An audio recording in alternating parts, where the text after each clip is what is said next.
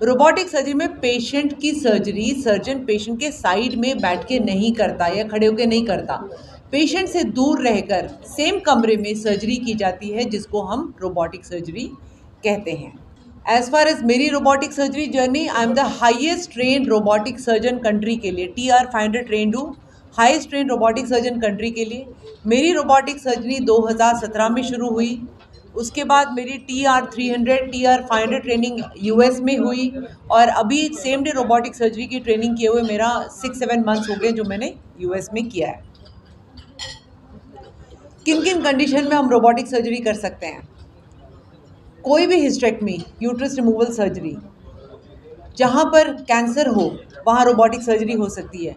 Uterus से fibroid निकालकर बच्चेदानी बचानी हो, वहाँ रोबोटिक सर्जरी हो सकती है।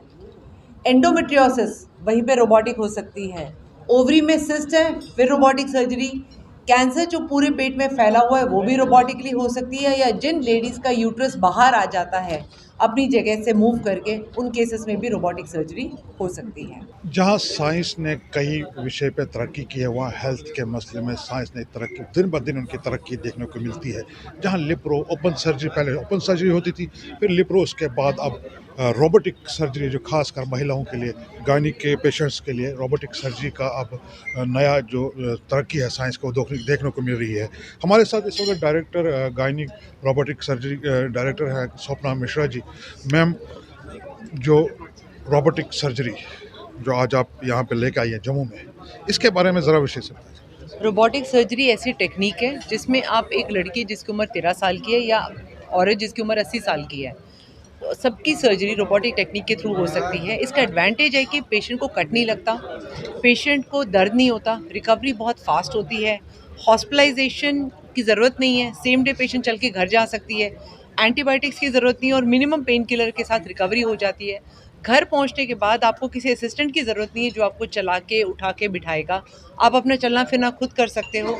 हफ्ते बाद घर के काम शुरू कर सकते हो, और 2 हफ्ते बाद अपनी नौकरी पे वापस जा सकते हो। मैम, जो ये रोबोटिक सर्जरी है, आपने बोला कि इसमें सेम डे में आप घर जा सकते हो।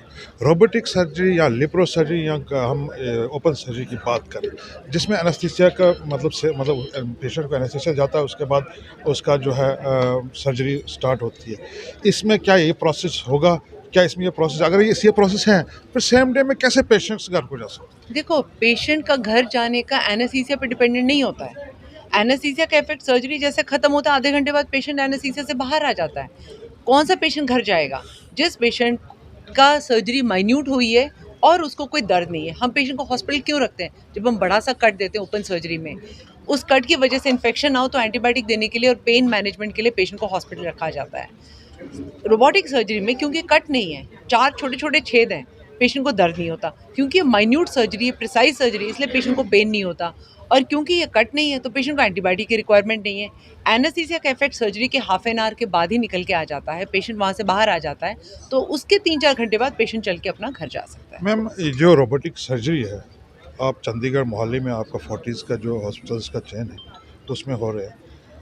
ये कब से मतलब जो आप ये इसकी प्रैक्टिस कर रहे हैं, या ये जो पेशेंट्स पे आप कर रहे हैं, पेशेंट्स को सर्जरी कर रहे हैं, कितना टाइम हो और इसका जो सक्सेस रेट है वो क्या है? बता रही हूँ, रोबोटिक सर्जरी की हाईएस्ट ट्रेंड सर्जन कंट्री की मैं हूँ, TR500 ट्रेंड हूँ। मेरी US से ट्रेनिंग हुई है। 2017 से हम रोबोटिक सर्जरी कर रहे हैं। मैं फोर्टिस हॉस्पिटल मोहाली में 2000 से ज़्यादा हो चुके हैं। मेरे 550 से ऊपर सर्जरीज हो चुकी हैं। कॉम्प्लिकेशन रेट ज़ीरो है, ब्लड ट्रांसफ्यूजन रेट ज़ीरो है, रीएडमिशन रेट सर्जरी के बाद पेशेंट को एडमिट होना पड़े ज़ीरो है। तो मेरे हिसाब से success rate has been 100%। Ma'am, जो बाकी सर्जरीज है, जैसे लिप्रो, अब ओपन सर्जरी तो कम ही होती है, अब हम लिप्रो की बात करेंगे और उसके साथ में आपका रोबोटिक सर्जरी, इसमें खर्चे में कितना डिफरेंस रहेगा और कितना खर्चा एक पेशेंट को आ सकता है किसी भी सर्जरी में जाने के लिए? अगर आप सपोज कंपेयर करें laparoscopic between with robotic surgery, एक लैप्रोस्कोपिक सर्जरी अंदाज़ा से सोचो कि पेशेंट का खर्चा 1.5 लाख आ रहा है, पर सर्जरी के बाद पेशेंट को बेड रेस्ट की ज़रूरत पड़ रही है 1 महीना। कोई भी एक रिश्तेदार आकर उस पेशेंट का सपोर्ट दे रहा है 15 दिन के लिए, आपका खाना पीना एंटीबायोटिक पेन किलर चल रहा है 15 दिन के लिए, वो खर्चे मिलाओ, और robotic surgery same day patient घर जा रहा है, 70 to 80,000 एक्स्ट्रा पे कर रहा है, पर सेम डे घर जा रहा है, कोई एक्स्ट्रा कोई बाहर से कोई नहीं आ रहा उसके हेल्प के लिए, ना स्पेशल कोई फूड मंगाया जा रहा है, ना एंटीबायोटिक की ज़रूरत है, ना बेड रेस्ट की ज़रूरत है, ना पेन किलर ज़्यादा की ज़रूरत है। टोटल खर्चे मिलाओ तो रोबोटिक सर्जरी लैप्रोस्कोपिक सर्जरी से ज़्यादा सस्ता है। मैम आपने बोला ये रोबोटिक सर्जरी हमारे देश में मतलब फोर्टीज़ के अलावा और भी किसी हॉस्पिटल्स में ये रोबोटिक सर्जरीज का वगैरह का प्रबंध है? रोबोटिक सर्जरी एम्स में है, एम्स दिल्ली में है, प्राइवेट सेक्टर में तुम्हारे डाउन साउथ अपोलो चेन्नई में अवेलेबल है, मुंबई में अराउंड 130-150 रोबोटिक इंस्टॉलेशन इंडिया में हो चुकी है, एम्स ऋषिकेश में है, पर सेम डे सर्जरी इंडिया में सिर्फ हम ही कर रहे हैं।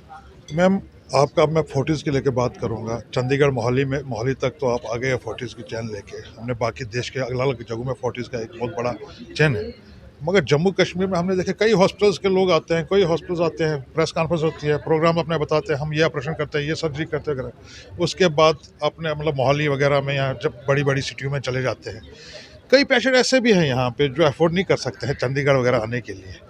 क्या फोर्टीज़ या आपका, मैं आपकी बात करूंगा गाने का जो रोबोटिक सर्जरी है, क्या जम्मू में भी ऐसा कुछ प्रोग्राम हो सकता है फोर्टीज़ की तरफ या आपकी तरफ से? देखो, रोबोटिक सर्जरी में रोबोट जो है उसका खर्चा ही 21 करोड़ है। अगर जम्मू एंड कश्मीर का गवर्नमेंट यहाँ पे रोबोट इंस्टॉल कर ले तो मुझे कोई प्रॉब्लम नहीं है वहाँ से फ्लाई करके आके यहाँ के मरीजों के लिए फ्री ट्रीटमेंट देने के लिए।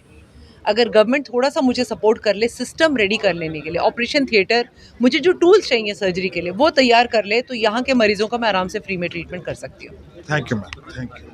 ये थे डॉक्टर स्वप्ना मिश्रा जी, जिनका ये कहना है कि जो सर्जरी पहले लिप्रो वगैरह से होता था, उसके बाद पेशेंट्स को 2-3 दिन का इंतज़ार, 2-3 दिन, 4 दिन, 5 दिन उनको बेड रेस्ट पे और हॉस्पिटल में एडमिट रहना पड़ता है। मगर जो रोबोटिक सर्जरी हम जो कर रहे हैं, उससे पेशेंट को सेम दिन हम घर वापस भेज सकते हैं और कोई कॉम्प्लिकेशंस नहीं होंगी और पेशेंट बिल्कुल स्वस्थ होकर घर जाता है और सेम डे में घर जा सकता है, जिसकी वजह से उनका खर्चा भी बच जाएगा और उनकी जो परेशानी, उनके घर वालों की परेशानियाँ जो होती हैं पेशेंट के साथ रहने की, वो भी ख़त्म हो जाएंगी। जो रोबोटिक सर्जरी है, जो ये मोहाली में जो इनका फोर्टीज़ के हॉस्पिटल्स है, उसमें ये रोबोटिक सर्जरी का जो सर्जरी किया जाता है, जिसमें जो डायरेक्टर है गायनिक सर्जरी के, रोबोटिक सर्जरी के, डॉक्टर स्वप्ना, उनका वो खासकर वही ये ऑपरेशन जो है वो अंजाम देती है और उनका ये कहना है कि ये ऑपरेशन जो है कामयाब तरीन ऑपरेशंस होते हैं इससे, जिसकी वजह से